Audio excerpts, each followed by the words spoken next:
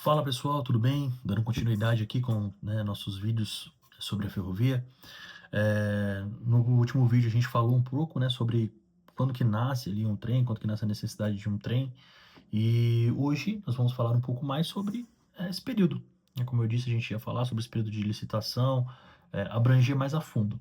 A partir de agora, os próximos vídeos eles vão abranger mais a fundo os tópicos em que a gente vai falando, né? Sempre deixando uma deixa ali para o próximo vídeo que a gente vai comentar. A ideia é seguir uma ordem lógica.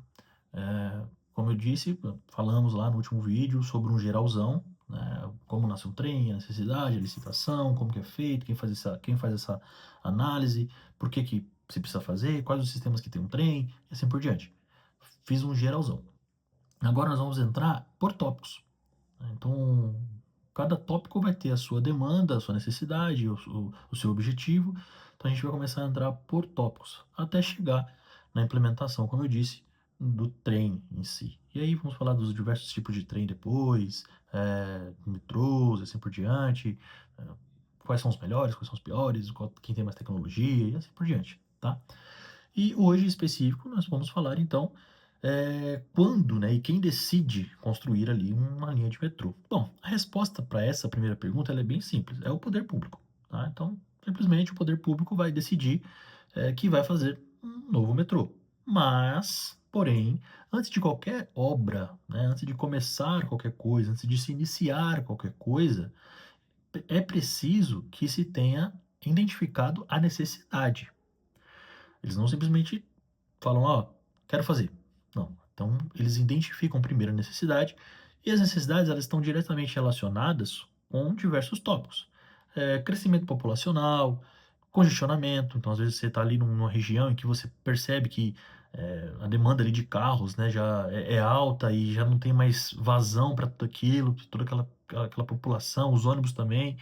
Então a demanda de transporte já está saturada, você tem uma expansão urbana talvez, então é um outro tópico também, a expansão urbana, você vê que em São Paulo é um prédio novo a cada dia, então você tem milhares de pessoas que passam a morar em determinadas regiões, eh da noite para o dia, né, então você começa a ter também um acúmulo, uma expansão urbana, e também a integração com outros modais. Então você pegar esse modal, que é o trem, a ferrovia, e estudar uma viabilidade de integração com outros tipos de modais, justamente para você conseguir desafogá-los, né? Então você vai conseguir ter um ciclo, né? Você vai ter um ciclo. Ah, de repente eu peguei um ônibus, do ônibus me levou até o metrô, do metrô eu peguei o metrô, fui até a outra estação, desci, peguei um outro metrô e assim por diante. Bom, então é essa integração entre os modais. É um exemplo, assim, bem básico para se entender isso daqui. Imagine que você está numa região ali de milhares, né, de pessoas e que já existe ali, você percebe, você vê aquele fluxo de pessoas ali diariamente, de viagens, de ônibus, aquilo ali já está saturado. Antigamente você via muito, hoje não, porque até nos ônibus existem um sistema de proteção que impedem, né, o ônibus agora de andar com porta aberta, tal, e assim por diante. Mas antigamente, às vezes, a gente até via, eu mesmo, quando voltava do meu curso técnico, às vezes o ônibus passava, era o pessoal pendurado na porta, e você querendo entrar não conseguia. Então, esse é o estudo, essa é a viabilidade. Começa aí. Tudo começa aí, quando você nota que existe ali uma necessidade real, que já existe uma saturação e que você precisa sim implementar uma melhoria, um novo modal, que você precisa ter uma expansão ali, uma melhoria com relação ao transporte, tá? Para atender a população, atender essa demanda, porque envolve muita coisa, inclusive qualidade de vida. E aí é feito um estudo, né, de viabilidade. Então, chegou nesse ponto, percebemos, opa, ó, aqui está saturado o negócio, está difícil, a população está reclamando. E aí, o que que vamos fazer? Vamos estudar uma viabilidade. Vai valer a pena? Será que vale a pena? Quantos passageiros será que vai ter? Então é feito também um levantamento, região, quantas pessoas moram nessa região, quantos passageiros vão utilizar esse modal, que eu estou querendo implementar novo. Quanto que vai custar para se fazer? Quais os aspectos ambientais que vai entrar em você implementar ali uma nova ferrovia? Porque você fala em questão de construção, uma construção gigantesca. A gente vai falar sobre a construção de ferrovia. Vocês vão ver que é uma coisa, né, gigantesca mesmo. Então você tem todo um estudo também climático e tudo mais para você pensar no meio ambiente, não só jogar uma ferrovia lá e deixar, não. Então isso é passado para o governo, depois desses estudos, né, todos esses cálculos, esses estudos, isso é passado para o governo ele vai aprovar, e aí dentro, né, da aprovação do governo, vai ter mais de um segmento participando, né, mais de um departamento, digamos assim. Então vai ser prefeitura, vai ser o governo estadual, vai ser o governo federal. E no Brasil, por exemplo, os metrôs normalmente são responsabilidade dos estados, mas existem algumas exceções, tá? E aí, tendo essa aprovação, tendo esse estudo, essa viabilização aí, né, pela prefeitura, pelo governo, tal, e tudo mais, você vai começar a procurar o financiamento, os financiadores para que esse projeto saia do papel, tá? Então, essa é a parte mais interessante, né? A busca ali por quem vai financiar aquela obra. Então, para que uma linha de metrô, né, ela custa, para que ela possa surgir, cara, é uma demanda muito grande de bilhões, tá? Bilhões de reais que você tem que investir. E os recursos, eles podem vir, né, tanto do Tesouro Estadual, quanto do governo federal, quanto de bancos públicos, como de bancos multilaterais, ou até mesmo de investidores privados. A gente vê acontecendo muito isso, né, investidores privados ali que têm o interesse. A gente vai falar em um certo vídeo se existe a vantagem, qual a vantagem de se fazer né, por exemplo, a gente está vendo muita terceirização. Existe a vantagem? Será que é vantajoso? A gente escuta falar tanta coisa, né? Metrô quebrando, não sei o que. Será que tem uma vantagem? A gente vai falar sobre isso também. E aí, como é que vai funcionar então, após tudo isso, após essa aprovação, após você ver ali quem que pode ser que sejam os financiadores, você vai iniciar a licitação ferroviária. Então, é aqui, nesse ponto, na licitação ferroviária, ó, que já teve uma série de estudos antes. Mas é nesse ponto que realmente as coisas vão começar ali a sair do papel. Tá? Então, depois dos estudos, governo aprovando, tal, tal, tal, aí o governo vai abrir ali uma licitação. E aí vai ser gerado uma espécie de competição pública, né, para escolher quem é que vai fazer essa obra, quem que vai ser o responsável por essa obra. E dentro desse processo também vai existir novas etapas. Olha como o processo é complexo. Então, dentro do processo de licitação, já vimos que tem um estudo, né, uma viabilização anterior, tem um estudo anterior para saber se isso realmente é válido, e depois, né, com a licitação, você tem que entrar com projeto básico, onde você vai definir o traçado, ou seja, por onde que aquela linha férrea vai passar, onde vão ser as estações, né, e como vão ser as estações. Você vai definir os pátios, né, poxa, nesse trajeto aqui, onde eu consigo colocar um pátio, onde eu tenho uma área para se colocar pátio, para o estacionamento dos trens, para que seja feita a manutenção e assim por diante. Então, é um estudo bem complexo. Porque às vezes você envolve até você precisar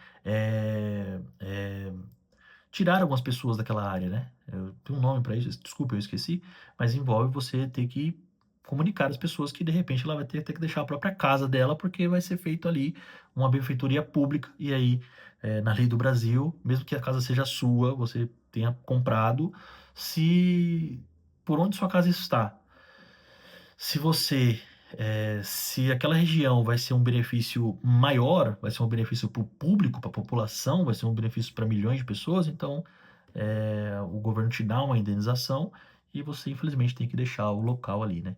Então vejam só como que é complexo essa situação, né? Esse estudo. Por isso que às vezes demora um pouco para se implementar novas ferrovias. E também vai ter dentro desse projeto básico, também vai ter sistemas, e aí a gente parte para a publicação do edital. Após tudo isso, se publicou o edital, já vai dizer, olha, estamos sabendo aí onde é que vai ser o traçado, já sabemos onde é que vai ser os pátios, onde nós vamos colocar ali os trens estacionar, por onde vai passar, se vai ter ou não que né, tirar, ou fazer uma limpeza ali, né, em alguma região, assim por diante.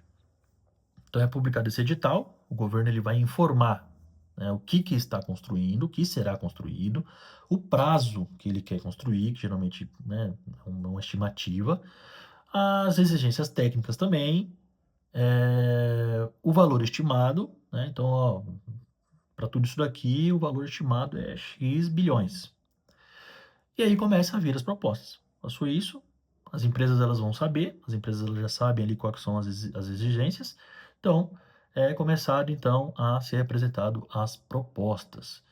Eh, os projetos ferroviários, né, é comum que a gente veja consórcios, por exemplo, porque poucas empresas elas conseguem executar todo o processo de construção, fabricação, tudo, né? Então, geralmente é montado consórcios, né? Mais de uma empresa para que seja entregue aquela demanda é, desse projeto, que é algo extremamente grandioso, que envolve muitos e muitos segmentos, então é mais fácil que você parta para a questão de consórcio, tá? Aí é feito o julgamento, ou seja, a administração eh, que foi imposta ali para avaliar, né, essa, essa licitação, eles vão julgar, daquelas empresas que concorreram, eles vão julgar a capacidade técnica dessas empresas, eles vão julgar a experiência dessas empresas, né? Você não basta simplesmente, quero concorrer aqui, sou bilionário e quero construir. Não, mas, cara, você tem know-how, você tem experiência, como é que você vai fazer? Você vai contratar alguém? Então, é, existem pessoas que também avaliam isso, não é simplesmente uma empresa chegar lá e falar que quer construir um metrô. Vão avaliar preço, obviamente, e vão avaliar também a solidez financeira, né? Porque é importante que a empresa ela consiga sustentar e manter aquilo que ela está dizendo que vai fazer, né? E aí, por fim, após você avaliar tudo isso e definir, ó, beleza, essa empresa X aqui tem o melhor contrato, eles provaram ali que eles são capazes de fazer, eles já têm uma expertise de anos e anos no mercado, e vamos lá. Então tá fechado, vai ser essa empresa que definimos, vai ser assinado o contrato. Então a empresa vencedora, ela vai assumir ali a responsabilidade pela execução de todo aquele projeto que foi estudado. E aí, o que vai entrar dentro do escopo do contrato? Bom, esse é um ponto que é conhecido, na verdade, até pouco conhecido, tá? Mas é interessante para nós, né? Para um público assim mais técnico, eu acho que é uma parte interessante de saber. Que muita gente acha, né, que após o contrato assinado ali é apenas construir túneis, né? Na realidade, não. Então, uma linha de metrô ela é formada por dezenas e dezenas e dezenas de sistemas. Então, não é simplesmente, ó, ganhamos ali, vamos lá, agora é fazer buraco para todo lado, escavar aqui, tá tudo certo. Não, não é assim. Então, você vai ter obras civis, e aí dentro dessas obras civis vai entrar escavações, vai entrar túneis, vai entrar estações, né? Você já vai começar ali a projetar as estações. Veja só, tudo isso antes de fabricar até se começar a fabricar um metrô, né? Se fabricar um trem. Então você já está ali planejando tudo: estação, escavação, túnel, postos de ventilação, é muito importante também, os pátios de manutenção. Aí você vai partir, depois disso tudo, dessa obra civil, você vai partir para a via permanente. A gente vai entrar também mais para frente no que é a via permanente. É bem legal também falar de via permanente, que são trilhos, tá, dormentes, fixações, AMVs, que são as máquinas de chaves ali que servem para fazer a mudança, né, do trem, mudança de via do trem. Sistemas elétricos também, né, subestações, alimentação elétrica, catenário, o terceiro trilho, aí depende do que o projeto pede. Você também vai ter a parte de sinalização, ATP, ATO, CBTC. Vamos falar também detalhadamente sobre cada um deles, tá? Essa parte de sinalização ela é muito interessante também, como eu disse no último vídeo. Então é bom saber a fundo como funciona cada sistema de sinalização, tá? Então a gente vai entrar bem a fundo nesses tópicos, prometo para vocês.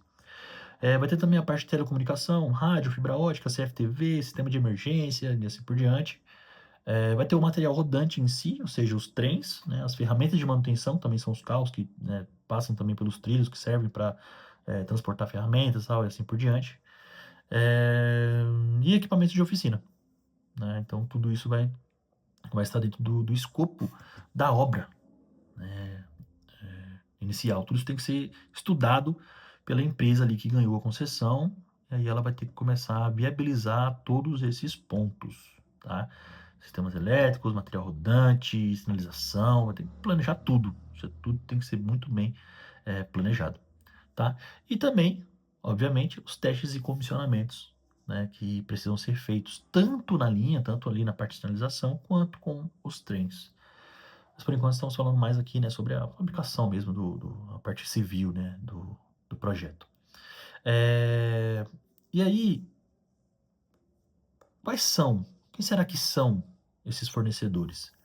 Às vezes a gente às vezes a gente conhece alguns, né, ouve falar aí pela televisão, tal, e assim por diante, mas existem vários, né? Existem vários, até porque, como eu disse, às vezes existem consórcios, às vezes existem pessoas por trás ali da obra civil, às vezes existem empresas por trás da obra de sinalização, e assim por diante. Então, geralmente, tá, eu vou dividir aqui por partes. Quando você fala em material rodante, tá, que é os trens, né? Então, as principais são a Alstom, CAF, a CRRC, que vem muito forte, tá? Tem ganhado muitos projetos. A Hyundai, né? Hyundai Rotem, e a Siemens Mobility também, é uma empresa muito boa, eu já trabalhei, realmente fora de série.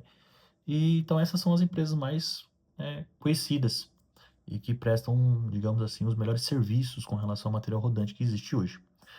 Temos também a sinalização e automação, né, que aí também temos à frente praticamente as mesmas empresas, que é a Siemens e a Alstom, são duas fortes do mercado com relação à sinalização. Temos a Hitachi Rail, temos a Thales e temos também a CAF Signal. Não sei se é Signal ou Sigling, acho que é Sigling. E a parte de energia, que é a parte de subestações. Geralmente é Siemens, é a referência com relação à energia, a ABB, outra referência também, e a Hitachi Energy. Então é isso. Então, vemos aqui, né, como está se dividindo todo o escopo dessa obra.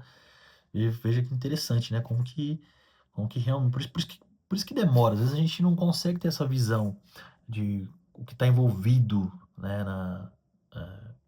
em você conseguir implementar uma nova ferrovia. Óbvio, eu também acho que poderia ser feito com mais agilidade, mas não é algo simples, né? Não é algo facinho, né? Que nem construir um prédio, que já é complicado, mas ah, estabelecer uma ferrovia é algo extremamente mais complicado. E aí nós vamos partir então para as obras civis, né?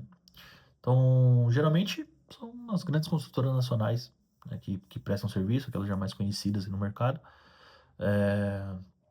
que vão fazer essa parte de infra, tá? Seriam os pátios, tá, e tudo mais que exige essa parte de obra civil, né? Via permanente, tá? Então, dentro da via permanente, quando você vai falar em operação ali de obra, você vai ter que buscar empresas especializadas em trilhos, tá? Em soldagem, em fixações, tá? Em aparelhos de via. Então, você precisa estar atento para isso, para essas empresas especializadas. E, por fim, vemos uma estação, então, podemos dizer, inaugurada, tá? Você vê como é complexo, né? Então, acredito que sim, acho que eu disse tudo, explanei tudo aqui referente à parte de licitação e sobre os processos que estão dentro da licitação, né? Bom, é importante destacar que a média, tá? A média para a implementação de uma nova ferrovia, de trens, tá, e tudo mais, ela varia em torno assim de 10 anos para mais, tá? Tudo começa, só fazendo um resumo aqui, então como a gente viu, tudo ela vai começar com estudo, né? Estudo de demanda, vai passar por decisões ali, diversas decisões, na verdade, governamentais, vai passar por licitações complexas, né, que vai terminar ali com a integração, né, de sistemas, de necessidade de centenas e centenas de profissionais. Que mais eu posso destacar? Dezenas de empresas especializadas, né, também vai ter que ser utilizada ali, não adianta. É uma mão de obra muito específica, é algo que não é simplesmente você entregar uma plantinha na mão de alguém e falar assim, ó, tá aí, eu preciso fazer um metrô e você vai fazer para mim, toca aí o barco. Não, não é assim. Então, por isso, né, que construir uma linha de metrô ela está entre os projetos, né, que se pode ser considerados, né, na engenharia, assim, mais complexos do mundo, tá? Então, ela está entre os projetos mais complexos do mundo. Quando a gente for falar de trem de alta velocidade e assim por diante, vocês vão ver por que que existe tanta essa complexidade. Já no mais convencional, que é o que nós conhecemos, no material robótico que nós conhecemos, vocês já vão ver que existe uma complexidade muito grande. Somente quando entrar na parte de sinalização, tal, tempo de um trem para outro, tempo de plataforma e assim por diante, cara, vocês vão ver como que existe alguma complexidade. Só que aí quando você vai subir na demanda do trem, a qualidade e o fornecimento, o tipo, né, de utilidade dele, por exemplo, trem de alta velocidade, vocês vão ver que é uma coisa absurda, assim, o sistema muito mais, precisa ser muito mais controlado, muito mais seguro, exige, né, uma perspicácia muito maior com relação a esse fornecimento. No próximo vídeo, nós vamos entrar nesse tema, né, na parte de fixação ali dos trilhos, a via permanente, como que, né, vai ser feita, porque aqui a gente já colocou um escopo, já foi feito todo esse estudo, a gente já viu que tem que entrar, né, a parte civil, a parte de estabelecimento eh, de estações, tá, tudo mais, então a gente vai entrar para desse tópico agora, tá bom, pessoal? Então é isso, acredito que ficou bem explanado, ficou bem claro aqui, né, todos os passo a passos dentro dessa licitação, vimos que não é algo simples, e aí no próximo vídeo a gente traz mais conteúdo para vocês, e se alguém tiver alguma dica, tiver alguma coisa para falar,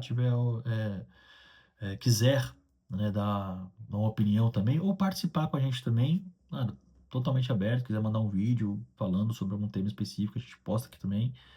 E, bom, o canal é aberto a todos, a gente, como eu disse, vou procurar trazer uma parte mais técnica para que a gente possa entregar algo que não existe no mercado ainda, né, que não existe nas mídias ainda, que é você explanar para as pessoas a ferrovia na parte é, que não é falada, né? Naquela parte que não é entusiasta, digamos assim.